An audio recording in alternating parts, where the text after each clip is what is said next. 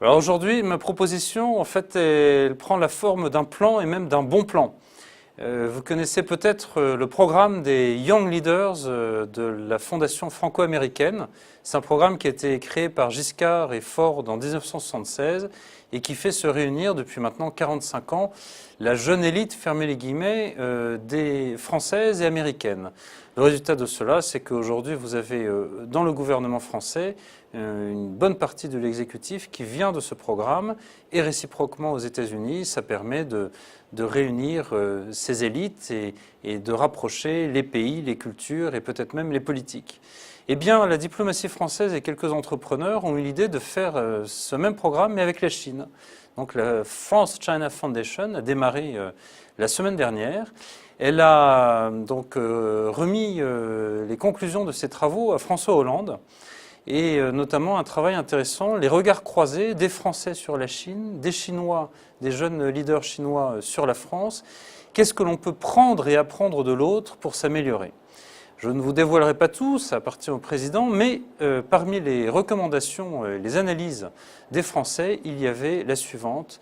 Il y a deux choses que nous envions fortement à la Chine, que nous souhaiterions avoir en France, c'est l'énergie de la Chine et son sens de l'organisation. L'énergie, pour qui est allé en Chine, s'il y avait un Far West au XIXe siècle entre New York et San Francisco, on a un Far East avec la même exubérance d'énergie, de projets entre Pékin et Shanghai aujourd'hui. Mais cette énergie, elle n'est pas suffisante, elle est débordante. Elle s'est accompagnée aussi d'un effort extraordinaire d'organisation et même de planification.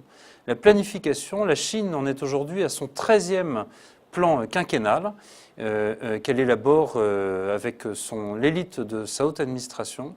Et c'est en grande partie grâce à cet effort de planification, de sens du long terme, que la Chine non seulement réussit à faire des taux de croissance à deux chiffres, à 6, 7, 8% en ce moment depuis plus de 20 ans, qu'elle a réussi à sortir des centaines de millions de personnes de la pauvreté sans incident économique ou social ou politique majeur depuis Tiananmen. Et c'est le sens du long terme du plan. Alors on a regardé ça en tant que Français, en étant ébahis, impressionnés, en oubliant presque que la planification est une idée au moins aussi française que chinoise. Le premier plan de la France, après la Deuxième Guerre mondiale, le plan 1, c'était le plan Monnet, qui a permis la reconstruction. Si Dominique de Villepin n'avait pas sabordé en 2006 le commissariat général au plan, nous en serions aujourd'hui à notre 14e plan. Alors quel est mon bon plan pour cette semaine? Quelle est ma proposition? Ce n'est pas de refaire un commissariat général au plan. Figurez-vous qu'en fait il s'est démultiplié.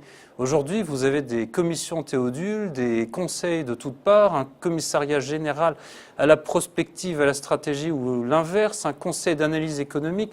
Tout ça produit des dizaines, des centaines de rapports qui sont plutôt assez brillants, des idées intéressantes mais qui ne sont jamais suivies. Et à l'inverse on a une politique notamment dans 3 domaines, diplomatique, on le voit avec la Syrie, économique, on le voit avec les allers-retours, le ras-le-bol fiscal, mais une continuation de l'augmentation des impôts, et puis aussi une politique environnementale. Là, on tombe de sa chaise en voyant que nous en sommes à notre 3e ministre de l'écologie en 16 mois, alors que s'il y a un sujet d'avenir, c'est celui-là.